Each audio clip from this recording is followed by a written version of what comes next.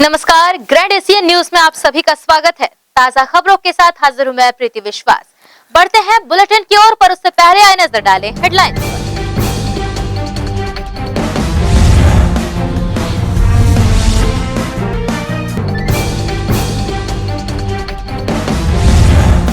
Corona के मरीजों को दी गई एक्सपायरी दवा, मामला कोबरा नवापारा का।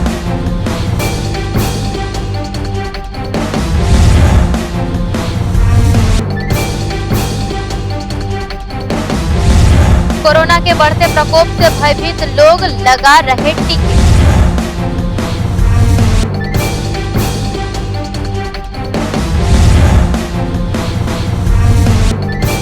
नक्सलियों द्वारा अपहृत जवान की रिहाई की मांग उठाई पुलिस परिवार ने, राज्यपाल व मुख्यमंत्री के नामों का सौंपा ज्ञापन।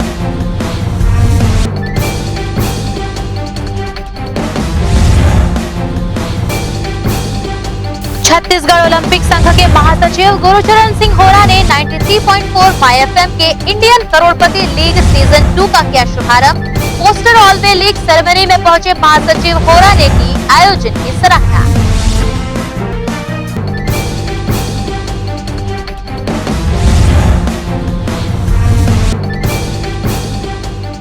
अब खबरें विस्तार से। मुख्यमंत्री भूपेश बघेल ने बुधवार को अपने मंत्रिमंडल के सहयोगियों के साथ कोविड-19 संक्रमण से उत्पन्न परिस्थितियों पर विभिन्न समाज के प्रमुखों एवं सामाजिक संगठनों से चर्चा की। मुख्यमंत्री ने पांचों संभाग मुख्यालयों से वीडियो कॉन्फ्रेंसिंग से जुड़कर सामाजिक प्रतिनिधियों तथा अधिकारियों को प्रदेश में कोरोना संक्रमण की स्थिति की जानकारी देते हुए उनसे सुझाव भी मांगे, जिस पर सामाजिक जनप्रतिनिधियों ने अपने सुझाव दिए। मुख्यमंत्री के साथ हुई सामाजिक जनप्रतिनिधियों की वीडियो कॉन्फ्रेंसिंग बैठक की जानकारी कैबिनेट मंत्री एवं सरकार के प्रवक्ता रविंद्र चौबे ने दी। छत्तीसगढ़ में बढ़ते हुए कोरोना के संक्रमण को देखते हुए उच्च स्तरीय बैठक माननीय मुख्यमंत्री जी ने आज लिया। कैबिनेट के सारे सदस्य, स्वास्थ्य मंत्री जी सहित एवं मुख्य सचिव तथा स्वास्थ्य विभाग के आला अफसर उस मीटिंग में मौजूद थे। वीडियो कॉन्फ्रेंसिंग के माध्यम से छत्तीसगढ़ के पांचों संभाग के प्रशासन से भी माननीय मुख्यमंत्री जी ने चर्चा किए।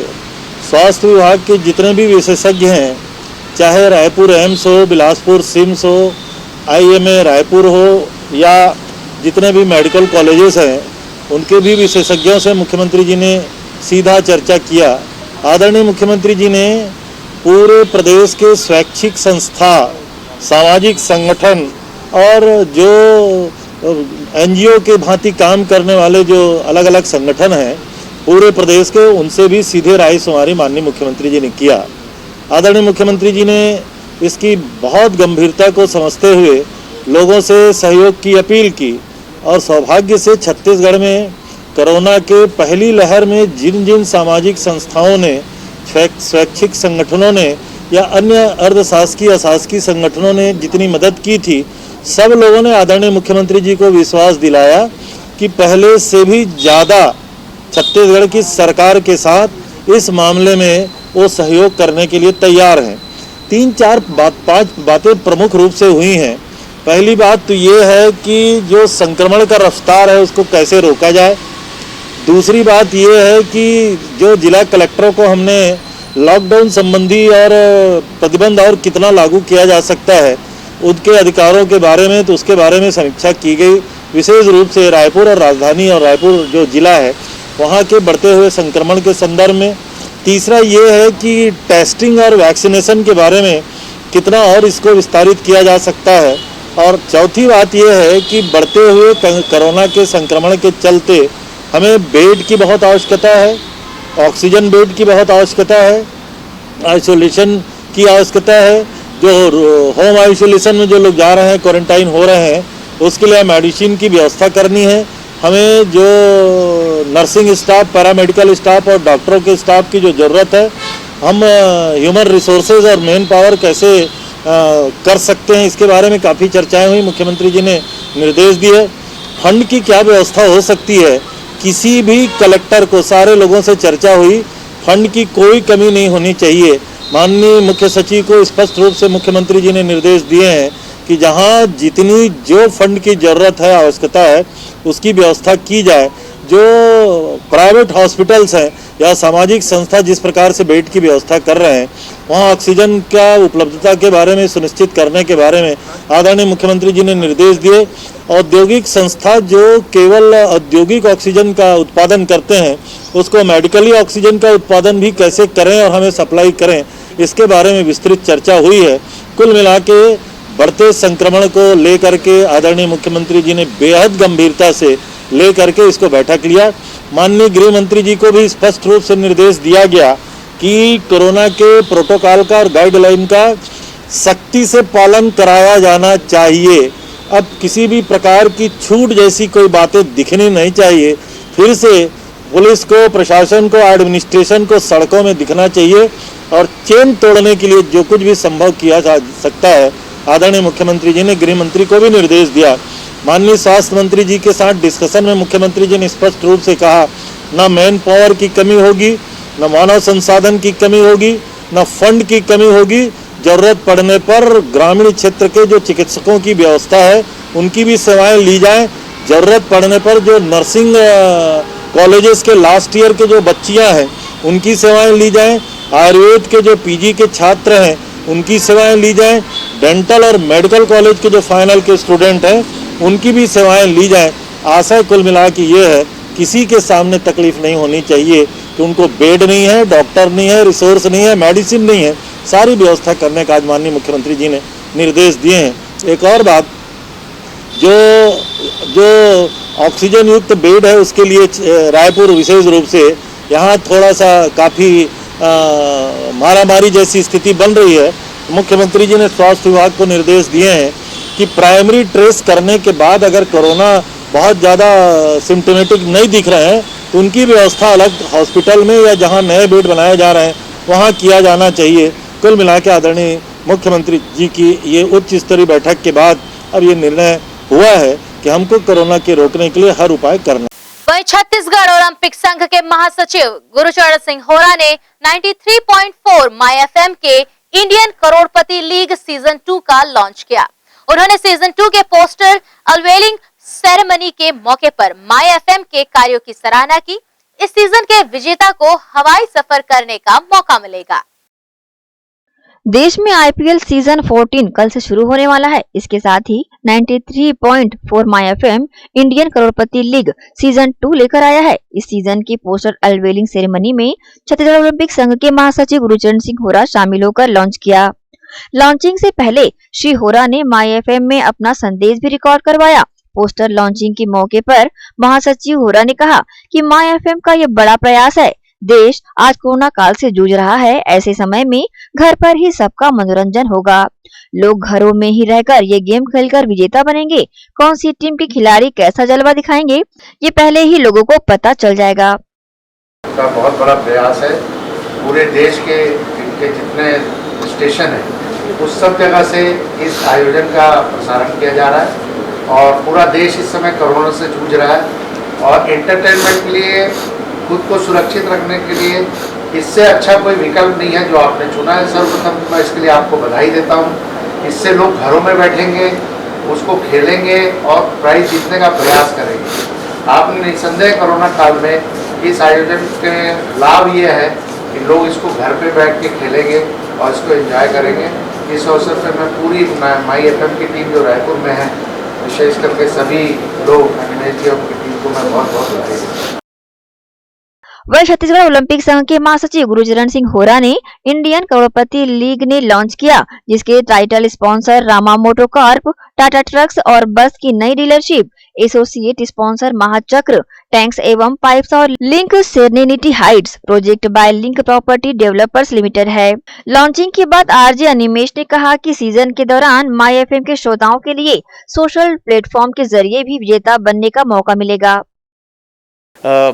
हम जानते हैं कि क्रिकेट को इंडिया में बहुत सेलिब्रेट किया जाता है और माई एफएम भी सेलिब्रेशन का हिस्सा बनता है। खुशियां जो क्रिकेट के ज़रिए पहुंचती हैं वो अपने लिसनर्स तक पहुंचाना चाहता है। इसीलिए हम इंडियन करोड़पति लीग सीज़न 2 लेकर आए हैं।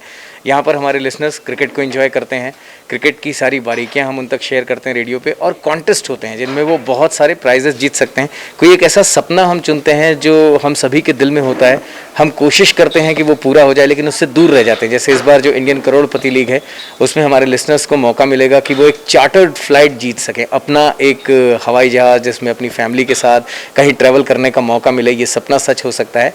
इम्पॉर्टेंट बात यह है कि सब मिल के साथ में खेलते हैं, डिसिप्लिन से खेलते हैं और ज़िंदगी को एंजॉय करते हैं। ये कैसे खेलेंगे इसमें रेडियो में हमारे जो 4 शोज़ होते हैं, उसमें हमारे जो चारों आरजेस होते हैं, मैं RJ Animesh, RJ Neha, RJ Arjun और आरजे अंजनी, हम हमारे लिसनर से सवाल करते हैं, वो वहाँ पर जवाब दे सकते हैं। हम सोशल मीडिया प्लेटफॉर्म्स पे भी हैं, फेसबुक, ट्विटर, इंस्टाग्राम पे, वहाँ पर लोग हमसे जुड़ते हैं, वहाँ पर जवाब दे सकते हैं और उन जवाबों के ज़रिए वो विजेता बन सकते हैं। बहरहाल कोरोना काल से जूझ रहे लोगों को घर बैठे ही मनोरंजन मिलेगा, बेहद ये पहल सराहनीय होगी। Bureau report, grand Asian news. Balrampur जिले में लगातार बढ़ते कोरोना संक्रमण के मामले को देखते हुए गुरुवार को जिले के कलेक्टर श्याम धावड़े व पुलिस अधीक्षक रामकृष्ण साहू वाड्रफ नगर का औचक निरीक्षण करने पहुंचे, जहां राजीव गांधी चौक पर कलेक्टर व एसपी ने आने जाने वालों को मास्क लगाने प्रेरित किया। दोनों अधिकारियों ने धनवार बॉर्डर पहुंचकर चेक पोस्ट का निरीक्षण करते हुए चेक पोस्ट में तैनात सुरक्षा कर्मियों का हौसला अफजाई करते हुए कहा कि नियमों का कड़ाई से पालन करना सुनिश्चित किया जाए तथा इनमें किसी प्रकार की लापरवाही न हो। वर्तमान में हमारे क्षेत्र में कोरोना का जो संक्रमण है वो बढ़ रहा है, पूरे राज्य की यही स्थिति है। इसी के लिए लोगों के मध्य में जागरूकता फैलाने के लिए कलेक्टर महोदय, एसपी महोदय और उपखंड के सभी अधिकारी मौजूद थे। इसमें ये हमारा कार्यक्रम था कि जहाँ पे भी लोग लापरवाही कर रहे हैं, मास्क नहीं पहन रहे हैं, लगाया जाना और उनको मास्क पहनने के लिए प्रोत्साहित करना। साथ ही इसके पश्चात कलेक्टर महोदय का दौरा धनवार चेक पोस्ट में किया गया, जो हमारे यूपी बॉर्डर से लगता है, और यहाँ पे भी जो व्यवस्था है देखा गया। यहाँ पे शिक्षा विभाग और स्वास्थ्य विभाग का अमला यहाँ ड्यूटी कर रहा है। जो भी यात्री वाहन यहाँ से गुजरते हैं उनका थर्मल स्कैनिंग किया जाता है। कलेक्टर महोदय के दिशा निर्देशानुसार आज से ही जो भी हमारे यहाँ पे पूरे सब डिवीजन में जो साप्ताहिक बाजार होते हैं वो अब से बंद रहेंगे। आगामी आदेश पर्यंत तक सभी साप्ताहिक बाजार बंद रहेंगे। कलेक्टर महोदय ने यही निर्देश दिया कि जो भी मास्क नहीं पहन रहे हैं और शहरी क्षेत्र में घूम रहे हैं उनके ऊपर कड़ी कार्रवाई की जाए और मास्क के लिए जो निर्धारित राशि है वो उनसे ली जाए। बीजापुर में हुए नक्सली मुठभेड़ के बाद नक्सलियों ने एक जवान का अपहरण कर लिया। जवान के रिहाई की मांग को लेकर बिलासपुर शहर में पुलिस परिवार के सदस्यों ने जिला कलेक्टर को राज्यपाल और मुख्यमंत्री के नाम ज्ञापन सौंपा है। इस दौरान कलेक्ट्रेट के बाहर खड़े होकर बैनर पोस्टर के साथ प्रदर्शन भी किया गया। पुलिस परिवार के सदस्य राकेश यादव ने कहा कि जिस तरह से नक्सल हिंसा में जवानों की मौत हुई है और एक जवान राकेश्वर सिंह का अपहरण हो चुका है, इस पूरे मामले को लेकर केंद्र और राज्य सरकार गंभीरता से काम नहीं कर रही है। यही वजह है कि अब तक राकेश्वर सिंह को छुड़ाने के लिए दोनों की सरकारों ने कोई ठोस कदम नहीं उठाया है। बिलासपुर पुलिस परिवार चाहता है कि अपहरण हुए जवान को जल्द से जल्द छुड़वाया जाए। नक्सलियों के बीच उनकी जान को खतरा है और ज्यादा समय बीत जाने पर बड़ा नुकसान हो सकता है। आज हम शहीद पुलिस परिवार छत्तीसगढ़ की ओर से ज्ञापन सौंपने आए हैं। कलेक्टर साहब के माध्यम से ये ज्ञापन माननीय राज्यपाल महोदय और माननीय मुख्यमंत्री महोदय जी के नाम सौंपा गया है। जो 3 अप्रैल को नक्सली एनकाउंटर हुआ था उसमें सीआरपीएफ कोबरा बटालियन के एक जवान राकेश्वर सिंह जी का अपहरण हो गया है। वो नक्सलियों की कैद में है। उनका परिवार बहुत परेशान है, बहुत दुखी है। देशभक्त नागरिक बहुत परेशान है, बहुत दुखी हैं। हमारी अपील है, विनम्र अपील है कि जवान की यथाशीघ्र रिहाई हो। इस दिशा में सरकार पहल करे ताकि जवान सकुशल वापस अपने घर, अपने परिजनों के बीच आ सके। और पहले भी इस तरह के अपहरण हुए हैं। सुकमा जिले के तत्कालीन कलेक्टर साहब एलेक्स पॉल मेनन जी का भी अपहरण हुआ था, उन्हें भी रिहा कराया गया था सकुशल। तो हमारी विनती है, अनुरोध है, करबद्ध प्रार्थना है सरकार से कि यथाशीघ्र जवान की निराकरण के लिए, इस समस्या के निराकरण के लिए कदम उठाएं और उन्हें रिहाई मिले और वो सकुशल अपने घर वापस आ सकें। जय हिंद, जय भारत। और इसी के साथ यहाँ रुकेंगे एक छोटे से ब्रेक के लिए।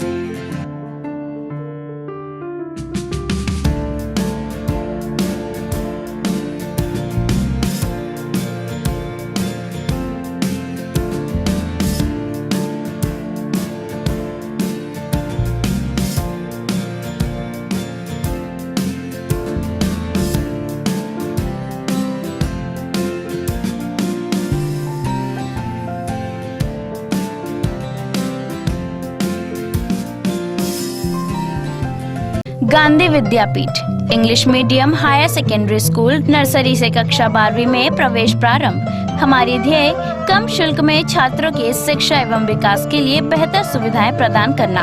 प्रशिक्षित एवं अनुभवी शिक्षक शिक्षिकाएं, सभी बच्चों के लिए खेल का मैदान एवं खेल सामग्री की व्यवस्था, सीसीटीवी कैमरे द्वारा निगरानी, परिवहन सुविधा, सुसज्जित विज्ञान एवं कंप्यूटर लैब, स्मार्ट क्लास, सभागार और पुस्तकालय की सुविधा।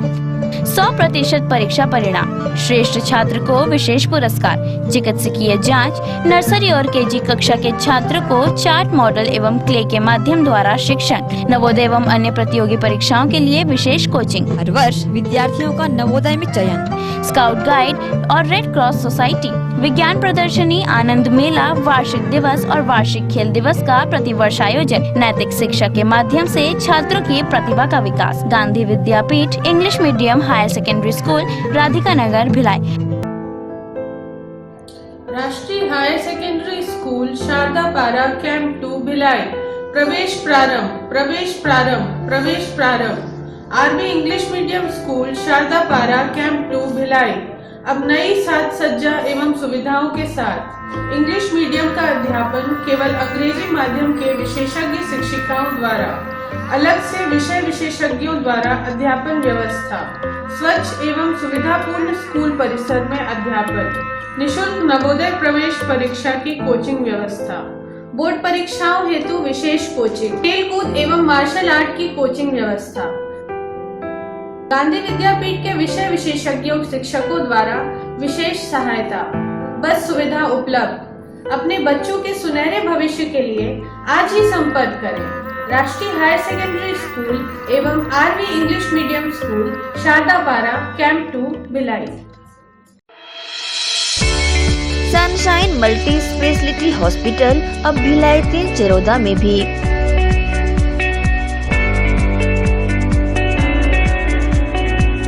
हॉस्पिटल में उपलब्ध सुविधाएं, 24 घंटे emergency ICU, NICU, PICU, ambulance सुविधा उपलब्ध, साथ ही OT, labour room, pathology, OPD, endoscopy, bronchoscopy, X ray, echo TMT, casualty, साथ ही सर्व सुविधा युक्त प्राइवेट वार्ड उपलब्ध है। जनरल वार्ड, सोनोग्राफी व वेंटिलेटर उपलब्ध। सनशाइन मल्टी स्पेशलिटी हॉस्पिटल, हमारा पता IDBI बैंक के सामने, north Vasundhara Nagar, Bhilai 3 Charoda. Phone number 7772988811, 7772988822। शुभ अवसर का मंगल मुहूर्त, शुद्ध आभूषणों की खरीदी के लिए पधारें सहेली ज्वेलर्स। शुभ मुहूर्त का अवसर लाए जीवन में खुशियों की बहार। 7,500 की खरीदी पर जीतिए लाखों के उपहार। बम्पर ड्रॉ 26 जनवरी 2021 रविवार। पहला उपहार 2 BHK फ्लैट, दूसरा उपहार कार, तीसरा उपहार होंडा एक्टिवा, चौथा उपहार 2 स्मार्टफोन, पांचवा उपहार 5 पार्टी स्पीकर, छठा उपहार 10 एलेक्सा, सातवां उपहार 25 होम अप्लायंसेस। हमारी शाखाएं Gandhi Chowk Durg, civic centre Bhilai, Shri Shivam mall, Bazar Chowk Utai Durg, main road Gunderdehi, BSP market Risali, Sirsa road Kohka.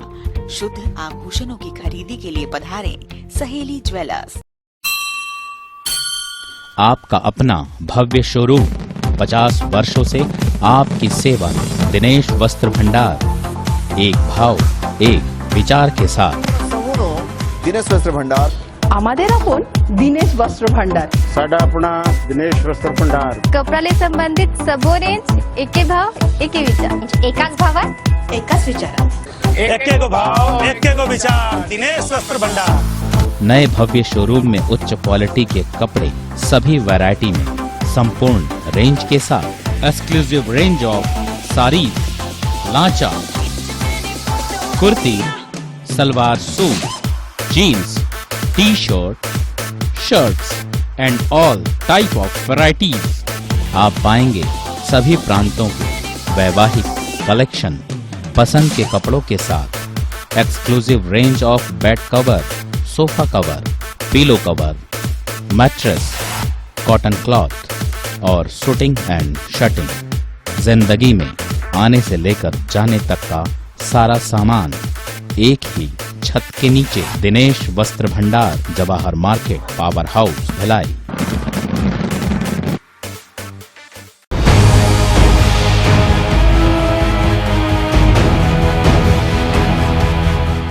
Break के बाद बुलेटिन में आप सबका स्वागत है। बढ़ते हैं कुछ और खबरों की ओर।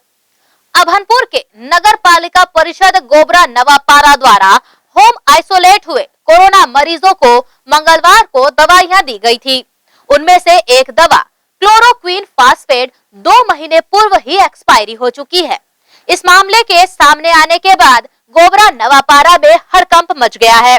अभनपुर विधायक धनेंद्र साहू ने कहा कि एक्सपायरी दवा का वितरण किया जाना काफी गंभीर मामला है और वे खुद इस मामले की जांच प्रशासन से चाहते हैं।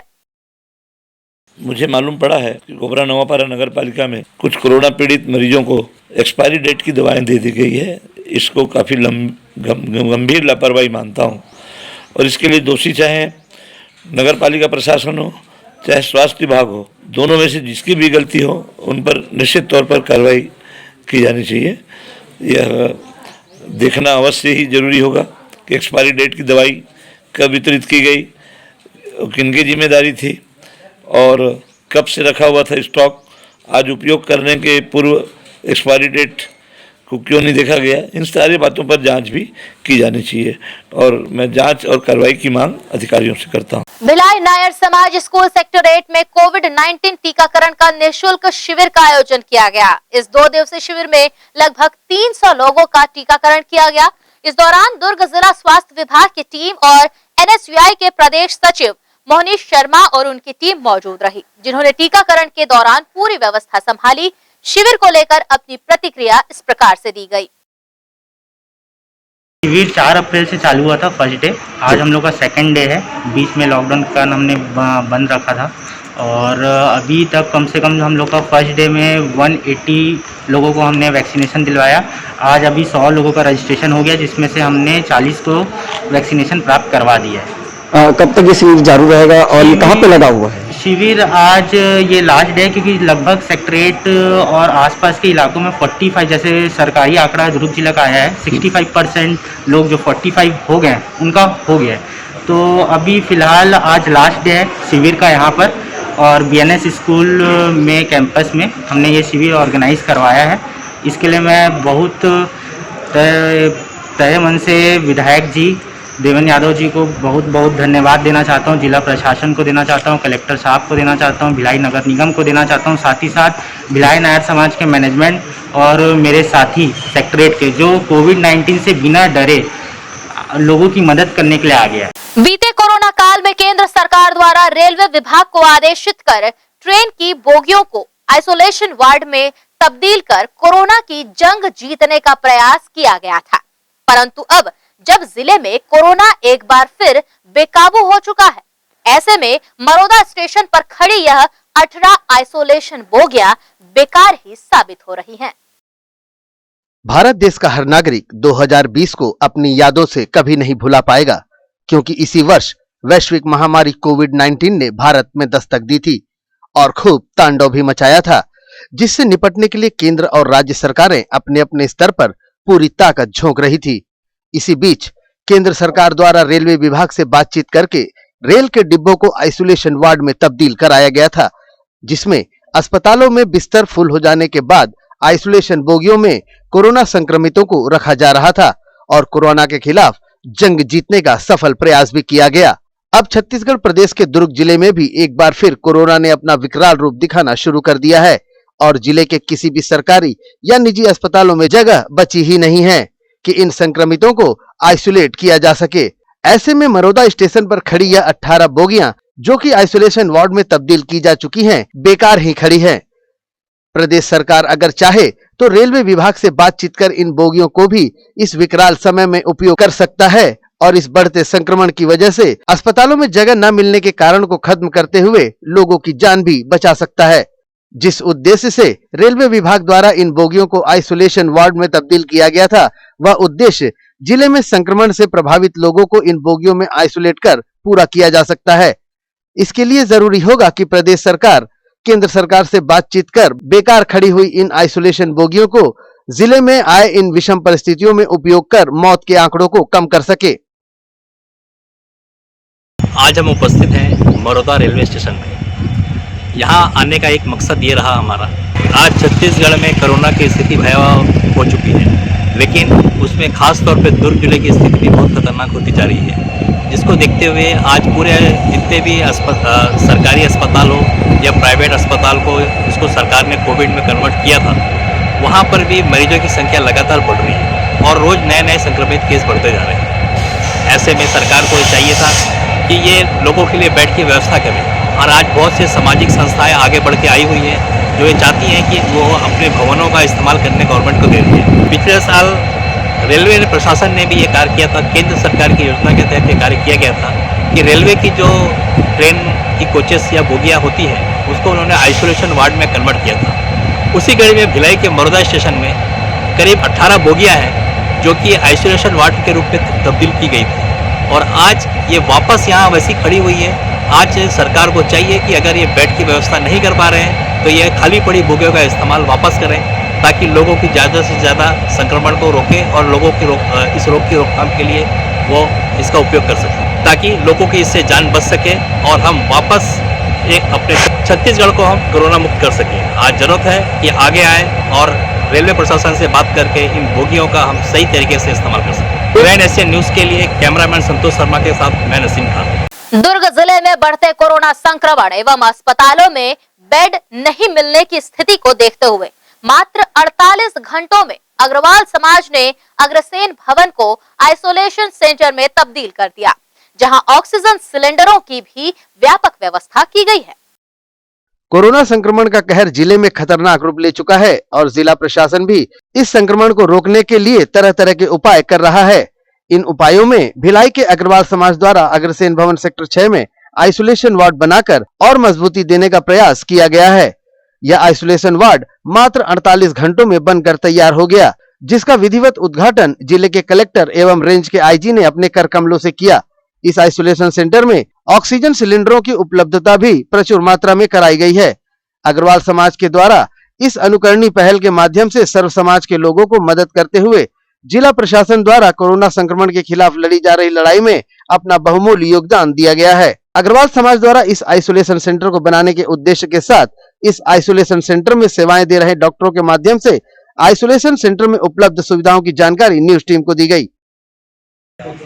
ये जो विचार आया था हमारे जो समाज के अध्यक्ष श्री बंसी अग्रवाल जी और अग्रसेन भवन कोर कमेटी की चेयरमैन श्री आशीष गुप्ता जी के 2 दिन पूर्व, बहुत कम समय बता रहा हूँ, 2 दिन पूर्व उन्होंने विचार किया कि जो कि आज शहर में स्थिति है, बस अस्पतालों में बिस्तरों की बेडों की बहुत ही बुरी व्यवस्था है, और उसको देखते उन्होंने ये निर्णय लिया कि यथासंभव जितना शीघ्र हो सके हमें इस चीज़ का चालू करना चाहिए, ताकि हम कुछ लोगों को राहत दे सके। उस उद्देश्य से हमें डिसीजन लेने के 48 आवर्स के अंदर में हमने पूरी व्यवस्था करके तो चालू किया।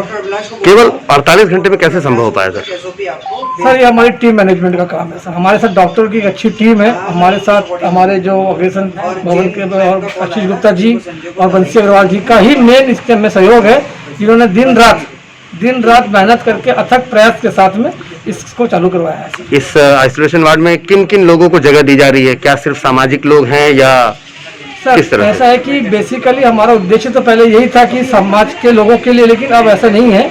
यहाँ पे अभी मैनेजमेंट का ये है निर्णय कि इसमें हम जो है RT-PCR रिपोर्ट, किसी भी मरीज का RT-PCR रिपोर्ट पहले देखेंगे, फिर अपने डॉक्टर से कंसल्ट करेंगे और उसके बाद डॉक्टर हमारे डिसीजन लेंगे कि इस पेशेंट को हम अपने यहाँ पे भर्ती ले सकते हैं कि नहीं। क्योंकि ये आइसोलेशन सेंटर है, मैं इसमें बहुत क्लियर करना चाहूँगा, ये आइसोलेशन सेंटर है ना कि कोविड सेंटर।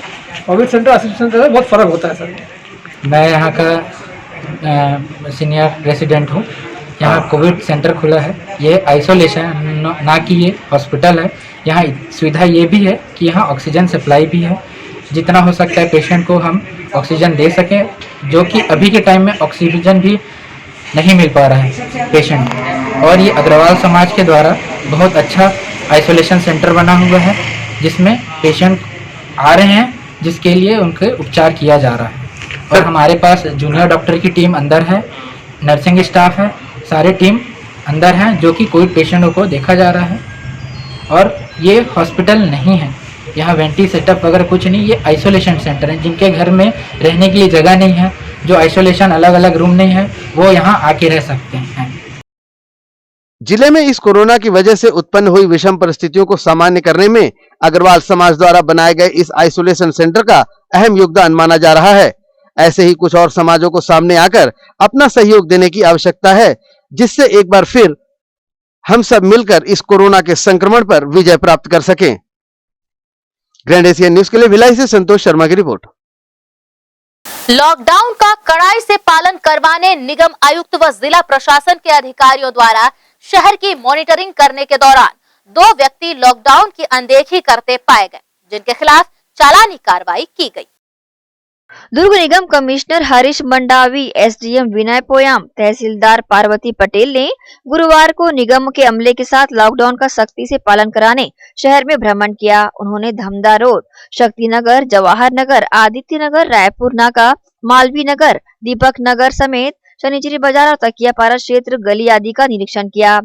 जहां चंडी चौक में एक व्यक्ति कोल्ड ड्रिंक लेकर जा रहा था, वहीं चौक में दूसरा व्यक्ति मोहल्ले से सब्जी लेकर आता दिखाई पड़ा। दोनों को आयुक्त ने रोककर लॉकडाउन के नियमों का उल्लंघन किए जाने पर 500 रुपए का जुर्माना किया। साथ ही चेतावनी दी कि दोबारा पकड़े जाने पर कानूनी कार्रवाई की जाएगी।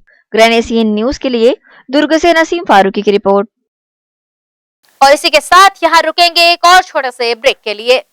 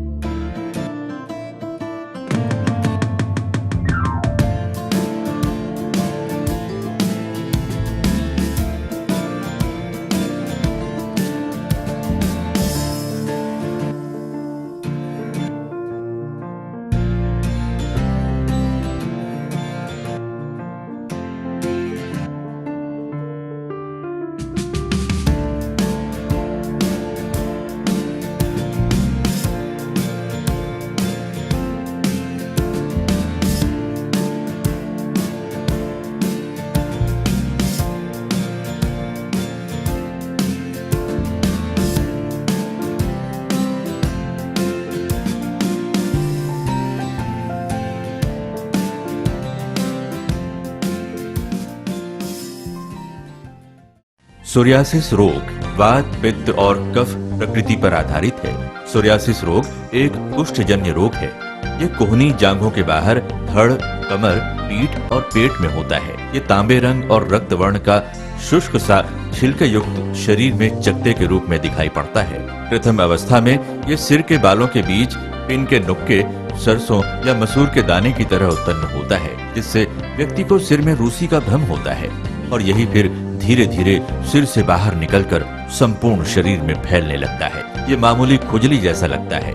ये खुजली पसीने के बहाव या आर्द्रता मिलने पर पड़ती है। चमड़ी में खिंचाव और चमचमाहट बनी रहती है। इस रोग के जख्मों पर तीव्र स्राव होने की संभावना नहीं होती। ये 100% गठिया रोग को जन्म देता है, जिससे व्यक्ति हमेशा के लिए अपंग हो जाता है। इस बीमारी का इलाज वायरो रिसर्च एवं स्किन केयर क्लिनिक द्वारा तैयार किए गए विशेष आयुर्वेदिक रस रसायन द्वारा संभव है। संपर्क करें doctor HC Agrawal, doctor VK Agrawal, वायरो रिसर्च एवं skin care clinic, station road, Durg. हर साल जैसे जैसे हमारे शहर का तापमान बढ़ रहा है, वैसे वैसे बिजली की आपूर्ति घट रही है। AC की जगह वर्नेटो कूलर का इस्तेमाल करें और भविष्य के लिए बिजली बचाएं। Nagpur cooler, duct cooler, folder duct cooler, galvanised duct cooler, nano desert cooler, room cooler, tower cooler, यूविक cooler, window cooler.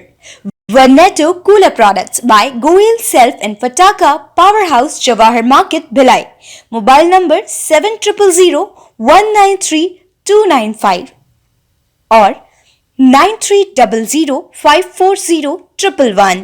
Specialist in commercial ducting cooler for cinema halls, multi-store building, shopping mall, marriage halls, industries, efficient, economical and best coolers. Verneto Cooler. शादी, ब्याह और त्योहारों के शुभ अवसर पर उचित दर पर फटाके उपलब्ध हैं। दर्श TVS शोरूम हमारे यहाँ TVS कंपनी की सभी BS6 गाड़ियाँ उपलब्ध है। आकर्षक कलर्स में मनमोहक TVS की गाड़ियाँ ग्राहकों की मांगों पर उपलब्ध है। हर वाहनों की खरीदी पर निश्चित उपहार, समय समय पर कैंप लगाकर सर्विस की जाती है। Labour charge 100% free.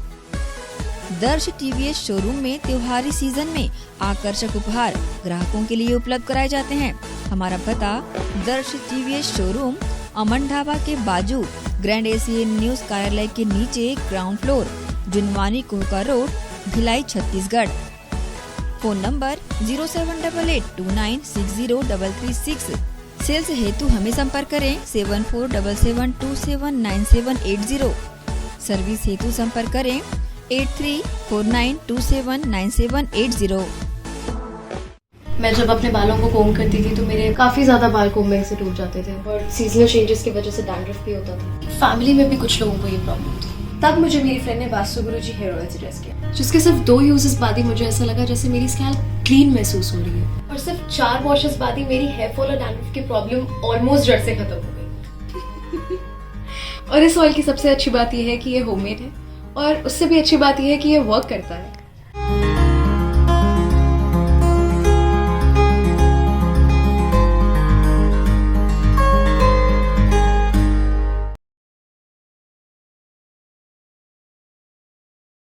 भिलाई के प्रमुख स्थल पावर हाउस में स्थित होटल शिव प्रभा इन एवं town king the family restaurant नवीन साज सज्जा एवं आधुनिक सुविधाओं से लैस।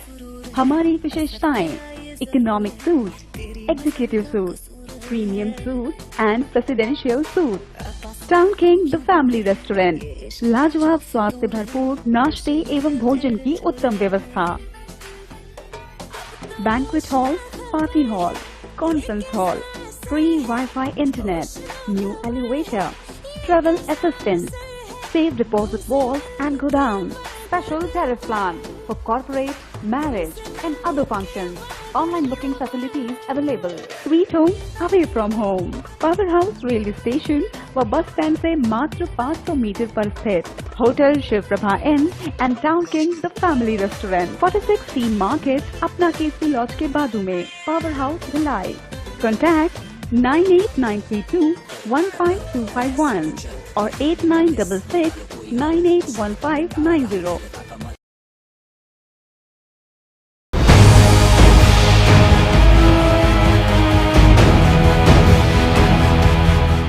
ब्रेक के बाद बुलेटिन में आप सबका एक बार फिर से स्वागत है। बढ़ते कोरोना के आंकड़े जहां लोगों की नींदें हराम कर रहे हैं, तो वहीं अब लोग कोरोना के संक्रमण से बचने वैक्सीन लगवाने जागरूक होते नजर आ रहे हैं। बिलाईगढ़ क्षेत्र के प्राथमिक स्वास्थ्य केंद्र भटगांव में पिछले बार की अपेक्षा इस बार वैक्सीन लगवाने में लोगों की जागरूकता देखने को मिल रही है। इस स्वास्थ्य केंद्र में अब आसपास के ग्रामीण क्षेत्रों सहित नगर के लोग भी भारी संख्या में वैक्सीन लगवाने पहुंच रहे हैं और स्वास्थ्य केंद्र के बाहर बैठकर अपनी बारी का इंतजार करते नजर आए। डॉक्टर संतोष टंडन ने आम जनता से वैक्सीन लगवाने की अपील की है। वैक्सीन लगने के बाद कैसा फील हो रहा है?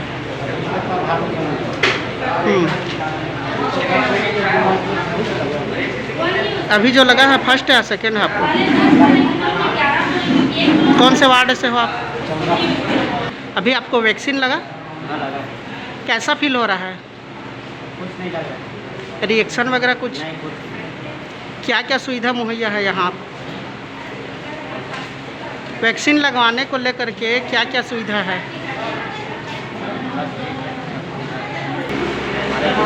यह मिला है कि आधार कार्ड ला करके यहाँ जमा करना है और उसके बाद में नंबर लगा करके दवाई देंगे, नाम बुलाएंगे, उसके बाद अंदर बुला करके वैक्सीन लगाएंगे।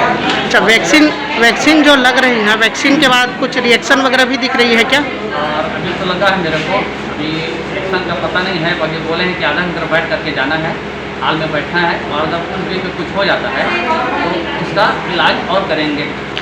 लोगों को क्या संदेश देना चाहेंगे? कितना जरूरी है वैक्सीन लगवाना? मेरे हिसाब से तो हर कोई को लगवा लेना चाहिए। 45 साल भी जरूरी नहीं है, 18 साल में ही लगवा लेना चाहिए। 18 से 45, 60, 65 साल तक के लगवाना चाहिए मेरे हिसाब से। अभी जो संक्रमण बढ़ रही है कोरोना की, उसको लेकर के क्या संदेश देना चाहेंगे आप? पिछले वर्ष में ज़्यादा इस वर्ष ज़्यादा कोरोना का मारा चल रहा है। इस हिसाब से मतलब वैक्सीन तो हर कोई को लगवाना ही चाहिए, और मेरे हिसाब से सरकार जो बोले हैं 45 वर्ष के ऊपर के लगवाने चाहिए, मेरे हिसाब से 18 से ही लगवाने चाहिए। अभी तो 80 लगभग लगा है, 250 का डोज मिला है अभी हम लोग को, पूरे 250 का हम लोग को अभी कंप्लीट करना है। अच्छा, लोगों की जन जागरूकता कैसी है? वैक्सीन लगवाने खुद से पहुंच रहे हैं या नहीं? नहीं, खुद से पहुंच रहे हैं लोगों का। अभी बहुत मानसिकता थोड़ा चेंज हुआ है, पहले तो आते नहीं थे, लेकिन अभी ना कुछ दिनों से बहुत ज़्यादा भीड़ लग जाती है। क्या संदेश देना चाहेंगे आप लोगों को?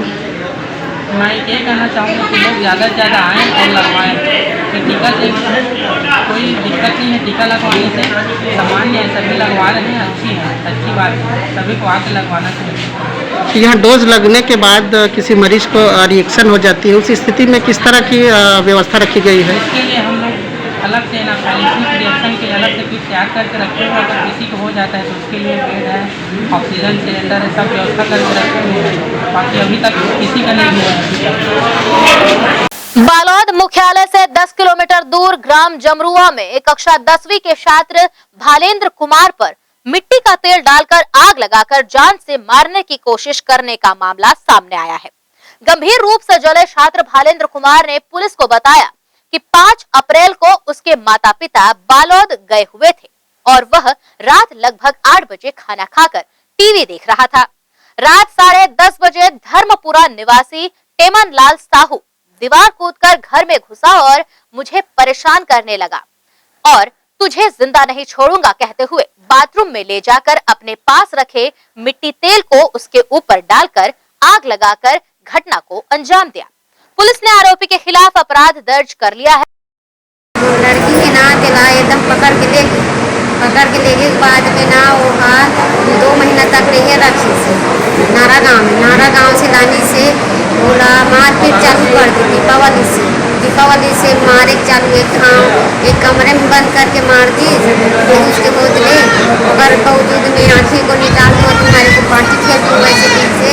और बाद में मिट्टी तेल डाल दूंगा, माचिस मार दूंगा, जला दूंगा मैं गोली से करके। और बाद में कुआं है ऊपर घर में, तब कुआं में पार दूंगा तो तुम्हारे दाई पिता को कोई को पता नहीं चलेगा, मैं दूसरी शादी करूँ। ऐसे टाइप के लिए लड़की को मार पीट कर निकाल दी। दहेज के नाम से तुम्हारे दहेज नहीं आए मेरे को ऐसे। और बाद में है ना लड़की मेरे घर में रखे, उसके लिए हम रिपोर्ट करने आए ना, तब वो लड़का को सुनसान देखा और वो मतलब आप नहीं आए, बस बंद हो के था। लड़का टीवी देखा, जैसे कि माटी तेल डाल दिया, माचिस माटी भाग के पर्दा कूद के आ गया। तो नाम बता रहे। अब लड़का का 3 बार हो गया और 1 बार गाड़ी में रहते थे से 1 बार काढ़ा था के मैं तो ठीक है गाड़ी मोड़ घर में आना इसके पुलिस से। अब अभी ने माटी तेल डाल के बोला एकदम बोला सर वोल्टेज का हमारा बार वो लड़का बहुत परेशान था। प्रार्थी भालेंद्र कुमार साहू रिपोर्ट दर्ज कराया था कि उसकी बड़ी बहन यमुनेश्वरी के साथ प्रेम संबंध के चलते ग्राम धर्मपुरा के टेमनलाल साहू अपने साथ रखा था और तारीफ करने के कारण उसकी बहन घर में आ गई है। इसी कारण जो है इसका आवेदन जो है थाना में, महिला थाना में सब दिया गया, जिसका बयान देने के लिए जो है उनके परिवार के सभी सदस्य लोग बालोद गए हुए थे। इसी बीच में रात्रि में वापस नहीं आने के कारण जो है ये अकेला घर में था। तभी जो है आरोपी टेमन लाल दीवार कूद के आया और इसको जो है तुम लोग मेरे को परेशान करके रखे हो, तुम्हें नहीं छोड़ो करके कुछ मिट्टी तेल रखा था, इसके ऊपर छिड़ा दिया और माचिस मार दी। सीधा के पास कुछ भाग जल गया है, जिससे आप रास्ता नहीं बचकर विषय नहीं। वन विभाग जंगल एवं जंगली जानवरों को बचाने के लाख दावे कर ले, पर गरियाबंद जिले के इंडा गांव वन परिक्षेत्र में वन विभाग न तो जंगल बचा पा रहा है और न ही जंगली जानवरों को। पिछले कुछ दिनों से ग्रामीणों द्वारा जंगली सूकर को मारकर काटे जाने का वीडियो सोशल मीडिया पर वायरल हो रहा है, जिसे देखकर वन विभाग का कहना है कि आरोपियों को चिन्हांकित कर ग्राम प्रमुखों के सुपुर्द कर दिया गया है। जांच चल रही है, कार्रवाई सुनिश्चित है। शुकर के शिकार मामले में पंचनामा तैयार कर हथियार जब्त कर बयान भी दर्ज कर लिया गया है, मगर अभी तक किसी के खिलाफ कार्रवाई नहीं की गई है। ग्रामीणों का कहना है कि लगता है वन विभाग कार्रवाई नहीं करना चाहता। कोरोना संक्रमण से हो रही मौत से दुर्ग जिला मरचुरी में मृतक के परिजन को शव लेने घंटों इंतजार करने के बाद भी सीएमओ कार्यालय के बाहर पर्ची के लिए खड़ा होना पड़ता है। वहीं एक परिजन होम आइसोलेशन में कोरोना पीड़ित की मृत्यु के बाद शव को घर से हटाने पर्ची के लिए खड़े नजर आ रहे हैं। कोरोना संक्रमण से बचने व बचाने जिला प्रशासन एक तरफ लॉकडाउन पर सख्ती के साथ अमल करवा रहा है, वहीं दूसरी तरफ कोविड पॉजिटिव की मृत्यु के बाद परिजन शव लेने घंटों मरचुरी के बाहर इंतजार करते देखे जा सकते हैं। साथ ही सीएमओ ऑफिस के गेट पर पर्ची के लिए खड़े नजर आते हैं। गौरतलब है कि इस समय दुर्ग जिला चिकित्सालय की मरचुरी में अन्य जिलों से भी मृतकों के शव लाए जा रहे हैं। वहीं दुर्ग जिला कोविड संक्रमण की गंभीर स्थिति से गुजर रहा है। इस स्थिति का सामना करने संयम और संकल्प शक्ति की जरूरत है। जिला प्रशासन ने नागरिकों से अपील भी की है। गौरतलब है कि लगातार कोविड संक्रमण से मौत हो रही है, वहीं मृतक के परिजन शव को लेकर जल्द क्रियाक्रम को लेकर सीएमओ कार्यालय के बाहर पर्ची के इंतजार में खड़े नजर आए, जो अपनी नाराजगी जाहिर करते हुए न्यूज टीम को अपनी प्रतिक्रिया लोगों ने दी। मेरे यहाँ कर्मचारी थे भरत यादव करके, उनका डेथ हो गया करीब 1:30 बजे तक, है ना। उनका पर्ची ले जाने के लिए यहाँ मतलब जो पर्ची जब तक नहीं देंगे यहाँ से तब तक वो बॉडी अपन नहीं उठा सकते वहाँ से। कहाँ है बॉडी, कहाँ है? ये घर में पड़ा हुआ होम आइसोलेशन जो बोलते हैं ना सर। हाँ हाँ। मतलब वो रखा हुआ है, घर में ही है बॉडी अभी। तो कब से है, कितनी देर हो गई खत्म हुए? आज मतलब रात को 1:30 बजे खत्म हुआ। अच्छा, तो पर्ची के बगैर बॉडी नहीं उठा सकते? हाँ, पर्ची के बगैर बॉडी नहीं उठा सकते, ऐसा इनका कहना। कौन से वार्ड में है ये? घर में है सर। घर कौन से वार्ड में है? वार्ड नंबर 2, दुर्ग राजीव नगर शिव मंदिर के पास। अच्छा, बॉडी पड़ा हुआ है सर, मालूम है। और वहाँ का माहौल इतना ज्यादा खराब है, सबसे ज्यादा ना बच्चे लोग वहाँ पर है, छोटे छोटे बच्चे वहाँ पर है सर, मालूम है। कि ऐसा मत हो जाए मालूम कि वो बच्चों के ऊपर आ जाए, उनके बच्चों के ऊपर आ जाए, खत्म हो उनके बच्चों के ऊपर आ जाए, कुछ भी हो सकता है सर। और वहाँ का माहौल बहुत दर्दनाक किस्म का बना हुआ है। मैं ये चाहता हूँ सर कि प्रशासन हमारी तकलीफ को सुने और जितनी जल्दी हो सके एक्शन ले और उस बॉडी को हमको मतलब ले जाने का परमिशन दे और उसको ले जा करके उसको प्रशासन अपने तरीके से करना हो, चाहे जैसे भी करे सर, लेकिन जल्दी करे उसको, ताकि वहाँ पर जो माहौल गड़बड़ाया हुआ है, जो बच्चों के ऊपर प्रॉब्लम आने वाला है, जो बड़ों के ऊपर आने वाला है, जो बुजुर्गों के ऊपर आने वाला प्रॉब्लम, इन सारी चीज़ों से अपन बच सके। और वहाँ पर सबसे ज़्यादा है कि वहाँ 60 से 65 साल का वहाँ पर वो बुजुर्ग व्यक्ति रहता है, उसी घर में रहता है सर, मालूम। वो बेचारा अभी तक खाना नहीं खाया सर उसके नाम से, मालूम। कोविड में जिले अस्पताल में एक पेशेंट चंद्रकांत गौतम, उसकी बॉडी लेने के लिए खड़े हुए हैं। मेरे साथ और भी बहुत लोग खड़े हुए हैं पीछे में। तो यहाँ की फॉर्मेलिटी नहीं हो रही है, लोग घुमा जा रहे हैं कि फॉर्मेलिटी बन रही है। कोई कई लोग तो 2-2, 3-3 दिन से परेशान हैं। क्या बोलते क्या फॉर्मेलिटी के नाम पे? बन रहे हैं, बहुत लोग हैं ऐसा करके, और लोग यहाँ बहुत ज़्यादा परेशान हो रहे हैं। शासन प्रशासन ध्यान नहीं दे रही है। लोग जिससे घर में जो एक्सपायर हुआ है तो लोग कैसे परेशान हैं, इसके बावजूद इन लोगों को करने के लिए, जबकि बॉडी जो है मजबूरी से डायरेक्ट एम्बुलेंस में उन्हीं के माध्यम से जाना है, उसके लिए इस तरीके से सब हो रही है। जिला कलेक्टर एवं प्रशासन बिल्कुल ध्यान दे ताकि किसी को परेशानी ना हो। कुछ लोग तो ऐसे हैं कि जिसकी बॉडी जो 2-2, 3-3 दिन से नहीं मिल रही है लोगों को। तो ये पर्ची दिखाने के बाद ही बॉडी मिलेगी क्या? पर्ची दिखा कर दे। हाँ। ग्रैंड एशियन न्यूज के लिए दुर्ग से नसीम फारूकी की रिपोर्ट। और इसी के साथ न्यूज बुलेटिन में फिलहाल इतना ही। अब आपसे चाहेंगे इजाजत, पर जाने से पहले आप सभी से एक अपील। कोरोना का कहर फिर बरसा है, बेहतर है सावधानी बरतें, सुरक्षित रहें। नमस्कार, धन्यवाद।